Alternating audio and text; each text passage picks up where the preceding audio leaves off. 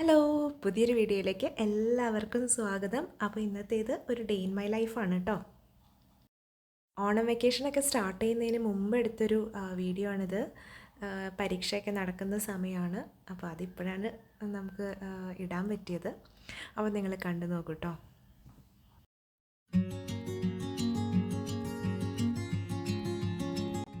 ബ്രേക്ക്ഫാസ്റ്റിൻ്റെ ജോലികൾ നടന്നുകൊണ്ടിരിക്കുക കേട്ടോ. അപ്പോൾ ഉണ്ടാക്കുന്നത് ഇടിയപ്പവും ഗ്രീൻ പീസ് കറിയാണ്. കൂട്ടത്തിൽ ഉച്ചക്കലത്തെ ചോറിൻ്റെ കാര്യങ്ങളും നടക്കുന്നുണ്ട് കേട്ടോ.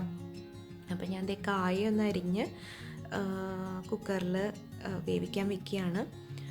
അപ്പം നമ്മുടെ ഇടിയപ്പത്തിൻ്റെ ഒരു സെറ്റ് അവിടെ ഓൾറെഡി വേവാൻ വെച്ചിട്ടുണ്ട്. ഇടിയപ്പം ഞാൻ കുറച്ച് അധികം ഉണ്ടാക്കുന്നുണ്ട് കേട്ടോ. കാരണം അന്ന് വൈകുന്നേരം ഇടിയപ്പം തന്നെയാണ് പ്ലാൻ ചെയ്യുന്നത്. അപ്പോൾ ഞാൻ എന്തായാലും വൈകുന്നേരത്തേക്ക് ഉള്ളതും കൂടി ഒറ്റ ഇതിനങ്ങ് ഉണ്ടാക്കുവാണ്. കുറച്ച് മട്ടൻ കറി ഇരിപ്പുണ്ട്. അപ്പോൾ വൈകുന്നേരം ഇടിയപ്പവും മട്ടൻ കറി ആയിരിക്കും.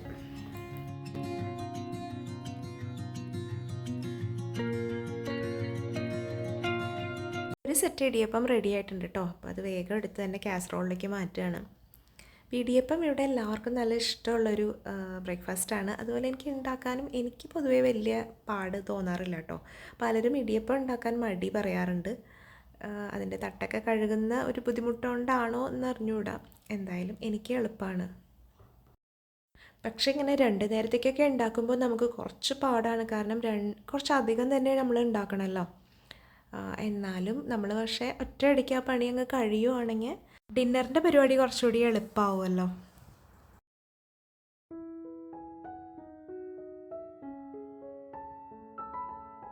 അപ്പോൾ ഗ്യാസിലും ഇൻഡക്ഷനിലുമായിട്ട് കുറേ പണികൾ നടക്കുന്നുണ്ട് കേട്ടോ. കായ നമുക്ക് താളിച്ചെടുക്കണം. അതുപോലെ ഗ്രീൻ പീസ് വെന്തത് എടുത്തിട്ട് നമുക്ക് തേങ്ങാപ്പാലൊക്കെ ചേർത്ത് കറികളാക്കണം.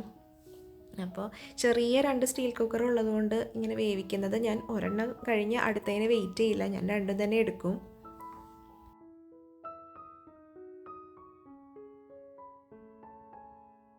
ഈ ഗ്രീൻ പീസ് കറി ഉണ്ടാക്കിയേക്കുന്നത് നമ്മുടെ പ്രീ കുക്ക്ഡ് മസാല വെച്ചിട്ടാട്ടോ. ഞാൻ മുന്നേ വീഡിയോസിൽ കാണിച്ചിട്ടുണ്ട്. നമ്മുടെ സവാളയും ഇഞ്ചിയും വെളുത്തുള്ളിയും പച്ചമുളകും തക്കാളിയും മസാലകളും എല്ലാം കൂടി ചേർത്തിട്ടുള്ളൊരു മസാല ഉണ്ടാക്കി വെച്ചിട്ട് പിന്നെ നമുക്ക് ഏതാണോ, ഇപ്പോൾ ഗ്രീൻ പീസ് ആണെങ്കിൽ ഗ്രീൻ പീസ് വേവിച്ച് തേങ്ങാപ്പാൽ ആഡ് ചെയ്യേണ്ട ഒരു പണിയേ ഉള്ളൂ, തേങ്ങാപ്പാൽ ഇഷ്ടമുള്ളവർക്ക്. അപ്പോൾ അങ്ങനെ ഉണ്ടാക്കി വെച്ചിട്ട് ഉണ്ടാക്കിയൊരു ഗ്രീൻ പീസ് കറിയാണ് കേട്ടോ. അപ്പോൾ തിരക്കുള്ള ദിവസമൊക്കെ നമുക്ക് അങ്ങനെ ഒരു സംഭവം ഉണ്ടെങ്കിൽ ഒത്തിരി എളുപ്പമായിരിക്കും. നമ്മൾ ഈ തക്കാളി സവാളയുടെയൊക്കെ ഗ്രേവി ഉണ്ടാക്കി വെക്കില്ലേ, അതേപോലെ അങ്ങനെ ഗ്രേവി ഉണ്ടാക്കി വെച്ചിട്ടുള്ള കറികൾ ഇവിടെ ഇഷ്ടമില്ല. നമ്മൾ സാധാരണ കറികൾ ഉണ്ടാക്കില്ലേ സവാളയൊക്കെ വഴറ്റി, ആ ഒരു മോഡൽ കറിയെ ഇവിടെ ഞങ്ങളുടെ വീട്ടിൽ ഇഷ്ടമുള്ളൂ. അപ്പോൾ പിന്നെ എനിക്ക് പ്രീ കുക്ക് ചെയ്ത് വെക്കാൻ ഈ ഒരു രീതിയിലേ പറ്റുള്ളൂ. അപ്പോൾ സമയം 8 മണിയായിട്ടുണ്ട്. നമ്മളുടെ കായ ഒലത്തിയത് റെഡി ആയിട്ടുണ്ട്. പിന്നെ ഒരു തക്കാളി ചമ്മന്തിയാണ് പ്ലാൻ ചെയ്യുന്നത്. പക്ഷേ അത് രാവിലെ തന്നെ റെഡി ആയിട്ടില്ല കേട്ടോ. അപ്പോൾ ഇടിയപ്പത്തിൻ്റെ പണിയും കൂടി ഉണ്ടായിരുന്നതുകൊണ്ട് പിന്നെ ഇത്രയും കാര്യങ്ങളായിട്ടുള്ളൂ. ഇവിടെ 8 മണി 7:45 ബ്രേക്ക്ഫാസ്റ്റ് റെഡി ആവണം. കാരണം മോൾക്ക് 8 മണിക്ക് എക്സാം സ്റ്റാർട്ട് ചെയ്യും. 7:45 മാക്സിമം ഒരു 7:40 റെഡി ആവണം. അപ്പോൾ മോള് ഭക്ഷണമൊക്കെ കഴിച്ചു. 8 മണിയാകുമ്പോൾ എക്സാം സ്റ്റാർട്ട് ചെയ്യും. മോന് ക്ലാസ്സസ് 8:45 സ്റ്റാർട്ട് ചെയ്യുന്നത്. അതുപോലെ എക്സാം എന്ന് പറയുന്നത് രാത്രി 7:30 തൊട്ട് 8:30 വരെയാണ്. അപ്പോൾ ഉച്ചവരെ പക്ഷേ ക്ലാസ് ഉണ്ടാവും, 3 സബ്ജക്ട്സ്. പിന്നെ ബ്രേക്ക്ഫാസ്റ്റൊക്കെ കഴിഞ്ഞ് ലഞ്ചിൻ്റെ പരിപാടികൾ നോക്കുകയാണ്. ലഞ്ചിൻ്റെ എന്ന് പറഞ്ഞാൽ കായ ഒലത്തി കഴിഞ്ഞു. പിന്നെ നമുക്ക് ഒരു തക്കാളി ചമ്മന്തിയും കൂടി ഉണ്ടാക്കണം. നിങ്ങളൊക്കെ ഉണ്ടാക്കാറുള്ളതല്ലേ? തക്കാളി സവാള വഴറ്റി പച്ചമുളക് ഒക്കെ ആഡ് ചെയ്ത് വേപ്പില ആഡ് ചെയ്ത് കുറച്ച് മുളക് പൊടി ആഡ് ചെയ്ത് തക്കാളിയും കൂടി ചേർത്ത് നല്ല ചൂടുവെള്ളം ഒഴിച്ച് മൂടി വെച്ചാൽ കുറച്ച് കഴിയുമ്പോൾ തക്കാളി നന്നായിട്ട് ഉടഞ്ഞ് കിട്ടുമല്ലോ. അതിനെയാണ് ഞങ്ങൾ തക്കാളിക്കറി, തക്കാളി ചമ്മന്തി എന്നൊക്കെ വിളിക്കുന്നത്. അപ്പോൾ പെട്ടെന്ന് നമുക്ക് ചെയ്തെടുക്കാം, വേറെ ഒന്നുമില്ല, കുറച്ച് സമയമുള്ളൂ എന്നുണ്ടെങ്കിൽ ഞാൻ ചെയ്യുന്നൊരു കറിയാണ് കേട്ടോ. ഇവിടെ ഇഷ്ടമാണ്. പിന്നെ അതും ഒരു മുട്ട പൊരിച്ചതും ഉണ്ടെങ്കിൽ ഹാപ്പിയാണ്. അപ്പോൾ ഇന്ന് അതാണ് ആക്കുന്നത്.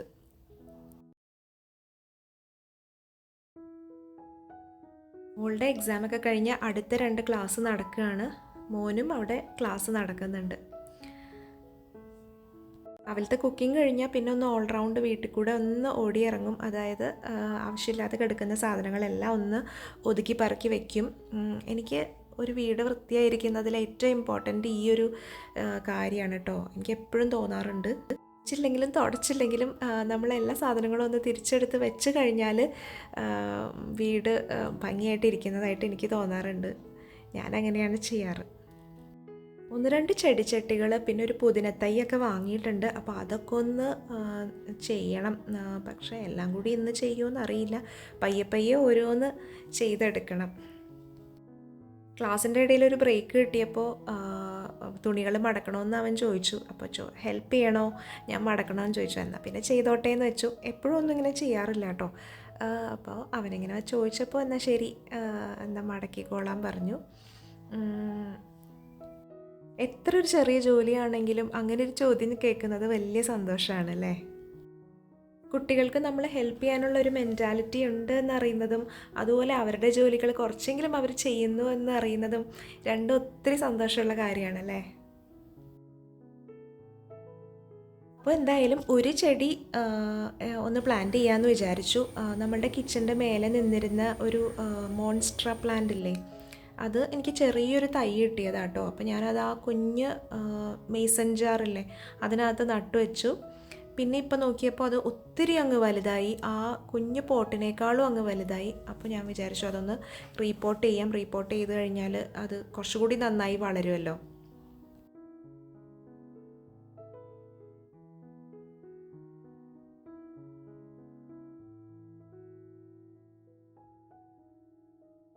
അപ്പോൾ ഇത് എവിടെ വെക്കണം എന്ന് എനിക്ക് ഇപ്പോഴും ഒരു ഐഡിയ ഇല്ല കേട്ടോ. അപ്പോൾ ഞാൻ പല സ്ഥലങ്ങളിൽ വെച്ച് നോക്കുകയാണ്. അപ്പോൾ ലഞ്ചൊക്കെ കഴിഞ്ഞു. ഇനി ചായയുടെ സ്നാക്സിൻ്റെ കാര്യങ്ങളാണ്. അപ്പോൾ സിമ്പിളായിട്ട് നമ്മുടെ സാധാരണ ബ്രെഡ് ടോസ്റ്റാണ്. ഒന്നും പ്ലാൻ ചെയ്തിട്ടില്ലെങ്കിൽ ഓടിപ്പോയി, ബ്രെഡ് ഉണ്ടെങ്കിൽ ഓടിപ്പോയി ചെയ്യുന്നൊരു കാര്യമാണ് ബ്രെഡ് ടോസ്റ്റ് ചെയ്യുന്നത്. അപ്പോൾ അന്ന് ചെയ്ത ബ്രെഡ് ടോസ്റ്റിൽ അപ്പോൾ റീസെൻ്റായിട്ടാണ് ഞാൻ എനിക്ക് തോന്നുന്നു മിയ മലയാളി മോം ആ ചാനലിലാണെന്ന് തോന്നുന്നു മിയ ബ്രെഡ് ടോസ്റ്റ് ചെയ്തപ്പോൾ സിനമൺ പൗഡർ ചേർക്കുന്ന കാര്യം അതിൽ പറഞ്ഞിരുന്നു. അപ്പോൾ എനിക്കാണെങ്കിൽ സിനമൺ പൗഡർ ഭയങ്കര ഇഷ്ടമാണ്. പ്രത്യേകിച്ച് ആപ്പിളിൻ്റെയും സിനമണിൻ്റെയും ഒരു കോമ്പിനേഷൻ എന്ന് പറഞ്ഞാൽ ഭയങ്കര ഇഷ്ടമാണ്. ഇതിനകത്ത് ആപ്പിളൊന്നുമില്ല, എന്നാലും അതിൻ്റെ ഫ്ലേവർ ഒത്തിരി ഇഷ്ടമാണ്. അപ്പോൾ ഞാൻ പട്ട പൊടിച്ചു വെച്ചിട്ടുണ്ട് കേട്ടോ.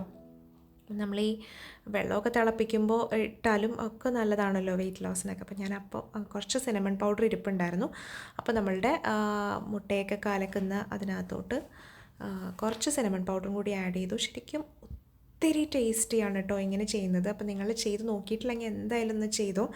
എന്നും നമ്മൾ സാധാരണ ബ്രെഡ് ടോസ്റ്റ് ചെയ്യുന്നതിനേക്കാളും ആ ഒരു എന്താ പറയുക, ശരിക്കും ഒരു പുഡിങ് ഫീലിംഗ് ഒക്കെ കിട്ടും നമ്മളിങ്ങനെ ചെയ്യുമ്പോൾ. അപ്പോൾ ഒന്ന് ട്രൈ ചെയ്ത് നോക്കിക്കോ. എന്നിട്ട് കുറച്ച് ബട്ടറിലും കൂടി ഉണ്ടാക്കുവാണെങ്കിൽ നല്ലൊരു എന്താ പറയുക, ബ്രെഡ് പുഡിംഗ് ഒക്കെ ഇല്ലേ അതിൻ്റെ ഒരു ടേസ്റ്റ്. എന്നിട്ട് ഈ ബ്രെഡ് റോസ്റ്റ് ബാക്കി വന്നത് എടുത്തിട്ട് നമ്മൾ തണുപ്പിച്ചൊക്കെ കഴിച്ചാൽ നല്ല ടേസ്റ്റാണ്. അപ്പോൾ ഞാൻ കുറച്ച് പാലും കൂടി ചേർത്തു കേട്ടോ. കാര്യം അല്ലെങ്കിൽ നമുക്ക് ഒരു മുട്ട കൊണ്ടൊന്നും തികയില്ല. അതെല്ലാവരും ചെയ്യുന്നതായിരിക്കുമല്ലേ. അപ്പോൾ എന്തായാലും ഞാനൊന്ന് പറഞ്ഞതാണ്. അപ്പോൾ ആദ്യത്തെ ബ്രെഡ് ഡിപ്പ് ചെയ്ത് റോസ്റ്റ് ചെയ്തതിന് ശേഷമാണ് ഞാൻ പിന്നെ പാല് ചേർത്തത്, മറന്നുപോയായിരുന്നു. ഞാൻ ഈ റോസ്റ്റ് ചെയ്യുന്ന പാൻ കാസ്റ്റ് അയണിൻ്റെ കേട്ടോ. ഞാനത് ഇതിനു മുന്നേ കാണിച്ചിട്ടില്ല എന്ന് തോന്നുന്നു. എന്തായാലും ഇത് കുറേ നാളായിട്ട് യൂസ് ചെയ്യാതെ എനിക്ക് മടിയാണ് കാസ്റ്റ് അയൺ യൂസ് ചെയ്യാൻ. എന്തായാലും അത് പിടിക്കുകയൊക്കെ ആണെങ്കിൽ ഭയങ്കര പാടല്ലേ. പക്ഷേ ഞാൻ പറയേണ്ട കാര്യമില്ല, കാസ്റ്റ് അയൺ തന്നെയാണ് ഒത്തിരി നല്ലത്. പ്രത്യേകിച്ച് ഈ ഒരു പാൻ ഒത്തിരി നല്ലതാട്ടോ. മുട്ട പൊരിക്കാനാണെങ്കിലും പിന്നെ എന്തായിരുന്നു, നമുക്ക് ചെറിയ ചെറിയ ഒലത്തുകളിൽ മെഴുക്കുവരട്ടിയൊക്കെ ചെയ്തെടുക്കാനാണെങ്കിലും നല്ലതാണ്. അപ്പോൾ ഞാൻ വിചാരിച്ചു ഇത് കൂടുതൽ യൂസ് ചെയ്യണമെന്ന് വെച്ചിട്ട് എടുത്ത് പുറത്ത് തന്നെ വെച്ചേക്കാണ്.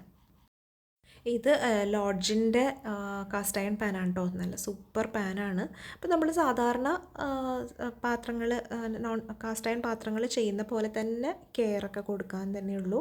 നല്ലെണ്ണയൊക്കെ പുരട്ടി സീസൺ ചെയ്ത് വയ്ക്കാം. ആദ്യത്തെ ബ്രെഡ് കുറച്ചൊന്ന് അടി പിടിച്ചു കേട്ടോ. അപ്പോൾ ഞാൻ ഓർത്തു പണി പാളിയോ, പക്ഷേ ഇല്ല, കുഴപ്പമില്ല. ബാക്കിയുള്ള എല്ലാ ബ്രെഡും നന്നായിട്ട് റോസ്റ്റ് ചെയ്ത് കിട്ടിട്ടോ.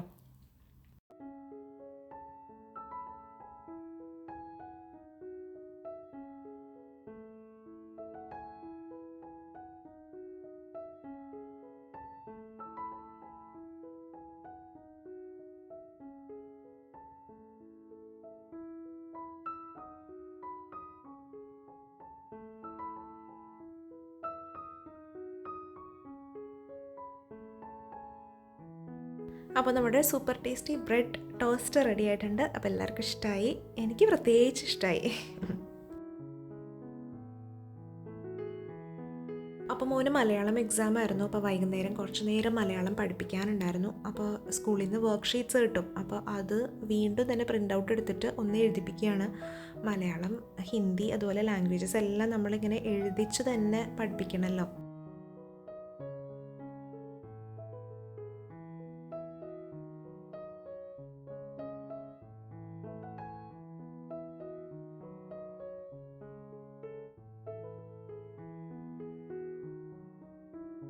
നേരമായപ്പോൾ ഒന്ന് പുറത്തിറങ്ങി. അപ്പോൾ നമ്മൾ ഒരു ബുക്ക് ഷോപ്പിലോട്ടാണ് കേട്ടോ പോകുന്നത്. കുറേ നാളായിട്ട് പെയിൻറ്റിങ് വെച്ചേക്കുമായിരുന്നു. നമ്മൾ ഇടയ്ക്ക് ഇങ്ങനെ പോകാറുള്ളതാണ്. ലോക്ക്ഡൗൺ ആയതുകൊണ്ട് ഇപ്പം അത് തുറന്നിട്ടൊന്നും ഉണ്ടായിരുന്നില്ല. ഇപ്പോൾ എല്ലാം ഓപ്പണായി. അപ്പോൾ ഒരു സെക്കൻഡ് ഹാൻഡ് ബുക്ക് സ്റ്റോളാണ്, പ്രസ് ക്ലബ് റോഡ്, കൊച്ചിയിലുള്ള പ്രസ് ക്ലബ് റോഡിലുള്ള ബുക്ക് സ്റ്റോളാണ് ബ്ലോസംസ് എന്ന് പറഞ്ഞിട്ട്. ഒരുപാട് കളക്ഷൻസ് ഉള്ള ഒരു റിയൽ ബുക്ക് സ്റ്റോളിലുള്ള അത്രയും തന്നെ കളക്ഷൻസ് ഉള്ളൊരു ബുക്ക് സ്റ്റോളാണ്. അറിയാത്തവർക്ക് ഒത്തിരി ഉപകാരപ്പെടും കൊച്ചിയിലുള്ളവരാണെങ്കിൽ. അപ്പം നമുക്ക് ആമസോണിനേക്കാളും ചീപ്പറായിട്ട് കിട്ടുകയും ചെയ്യും. അതുപോലെ നമ്മളൊരു സെക്കൻഡ് ഹാൻഡ് ബുക്ക് സ്റ്റോളിൽ പോയി കഴിഞ്ഞാൽ പലപ്പോഴും നമുക്ക് ഇഷ്ടപ്പെടുന്ന എല്ലാ ബുക്സും ഉണ്ടാവണമെന്നില്ല. ഇവിടെ മിക്കവാറും തന്നെ എല്ലാം ഇപ്പം അഗത ക്രിസ്റ്റി അങ്ങനെയുള്ള ഫിക്ഷൻ കൈൻഡ് ആണെങ്കിൽ ഒരുപാട് കളക്ഷൻസ് ഉണ്ട് കേട്ടോ. നമുക്ക് എൻഡ്ലെസ് വെറൈറ്റീസാണ്. അല്ലാത്ത ഇപ്പം നമ്മളുടെ ജെറോനിമോ അങ്ങനെയുള്ള ബുക്സൊക്കെ കുറച്ച് കുറവാണ്. ഇവിടെ കുട്ടികൾക്ക് അങ്ങനത്തെ ബുക്സ്, എൻ്റെ മോന് അങ്ങനത്തെ ബുക്സാണ്, ടിങ്കിൾ, അതൊക്കെയാണ് ഒത്തിരി ഇഷ്ടം. അതുപോലെ നല്ല classic read kind of books ഒന്നും അവനത്ര ഇഷ്ടമല്ല. ഞാനപ്പോൾ അതൊന്നും നോക്കാറില്ല. എന്താണോ ഇഷ്ടമുള്ളത് കൂടുതലും അത് തന്നെയാണ് വാങ്ങിച്ചു കൊടുക്കാറുള്ളത്. പിന്നെ ഞാൻ എന്തായാലും ബുക്ക് വാങ്ങിക്കും കേട്ടോ. എനിക്ക് ഒരുപാട് ബുക്കുകൾ വായിക്കാൻ പെൻഡിങ് ആണെങ്കിലും അവിടെ ചെന്ന് കഴിഞ്ഞാൽ ഏതെങ്കിലും ഒരു ബുക്ക് എടുത്തില്ലെങ്കിൽ ഒരു സമാധാനക്കുറവാണ്. അതൊരു നല്ല ശീലമാണോ ചീത്ത ശീലമാണോ എന്നറിയില്ല. എന്തായാലും ഞാൻ ബുക്ക് എടുക്കും. അപ്പോൾ അന്ന് വാങ്ങിച്ച ബുക്കുകളൊക്കെ ഞാൻ കാണിച്ചു തരാം കേട്ടോ. ഇവിടെ കുട്ടികൾ ആസ്ട്രിക്സിൻ്റെയും ടിൻറ്റിൻ്റെയൊക്കെ വലിയ ഫാനാണ്. അത് ഭയങ്കര ഇഷ്ടമാണ് അവരുടെ ബുക്സൊക്കെ. പക്ഷെ നല്ല കോസ്റ്റ്ലിയാണ്. അപ്പോൾ ഈ ബുക്ക് ഷോപ്പിൽ കുറച്ച് റേറ്റ് കുറവിന് കിട്ടും. അപ്പം ഇടയ്ക്കൊക്കെ വാങ്ങിച്ചു കൊടുക്കാറുണ്ട്. പിന്നെ ഏതായിരുന്നു, പിന്നെയും ബുക്സ് വാങ്ങിച്ചിട്ടുണ്ടായിരുന്നു കേട്ടോ. ഇപ്പം ഞാൻ നോക്കുമ്പോൾ അത് അവിടെ ഇവിടെയൊക്കെ ഇരിക്കുകയാണ്. പിന്നെ ഇതാ നാഷണൽ ജിയോഗ്രഫിക്കിൻ്റെ ഒരു മാഗസിൻ, അതുപോലെ അറ്റോമിക് ഹാബിറ്റ്സ്, അങ്ങനെ. പിന്നെ ഏതായിരുന്നു, ഒരു അഗത ക്രിസ്റ്റി വാങ്ങി. കുറേ നാളായി അഗത ക്രിസ്റ്റി വായിച്ചിട്ട്. അതുപോലെ ഞാൻ ഈ ഒരു കുട്ടി ക്യൂട്ട് ബുക്ക് കണ്ടു കേട്ടോ, ചൂസ് ഹാപ്പി എന്ന് പറഞ്ഞിട്ട്. എനിക്ക് ഒത്തിരി ഇഷ്ടപ്പെട്ടു. എനിക്ക് ഇങ്ങനെയുള്ള കോട്ട്സും കാര്യങ്ങളൊക്കെ ഒത്തിരി ഇഷ്ടമാണ്. അപ്പോൾ ഇത് കണ്ടപ്പോൾ ഞാൻ മിസ്സാക്കിയില്ല. അത് കാണുമ്പോൾ നല്ല രസമാണല്ലോ. അതിനകത്തൊരു കോട്ട് വായിക്കാം. If you are not happy you can become happy because happiness is a choice. സന്തോഷം എപ്പോഴും നമ്മളുടെ ഒരു തീരുമാനമാണ്. നമ്മൾ തീരുമാനിക്കണമല്ലേ നമ്മൾ ഹാപ്പി ആവണോ വേണ്ടയാന്നുള്ളത്. അപ്പോൾ അങ്ങനെ ഒരു ഗുഡ് നോട്ടോടുകൂടി ഞാൻ ഈ വ്ളോഗ് വൈൻഡപ്പ് ചെയ്യാണ്. ഇന്നത്തെ വീഡിയോ നിങ്ങൾക്ക് ഇഷ്ടപ്പെട്ടു എന്ന് കരുതുന്നു. ഇഷ്ടപ്പെട്ടിട്ടുണ്ടെങ്കിൽ ലൈക്ക് ചെയ്യുക. അതുപോലെ ചാനൽ സബ്സ്ക്രൈബ് ചെയ്യാതെയാണ് കാണുന്നുണ്ടെങ്കിൽ ബാക്കി വീഡിയോസൊക്കെ കണ്ടിട്ട് ഇഷ്ടപ്പെടുവാണെങ്കിൽ കൺസിഡർ സബ്സ്ക്രൈബിങ്. അപ്പോൾ പുതിയൊരു വീഡിയോയിൽ കാണാം. അതുവരേക്കും ബൈ.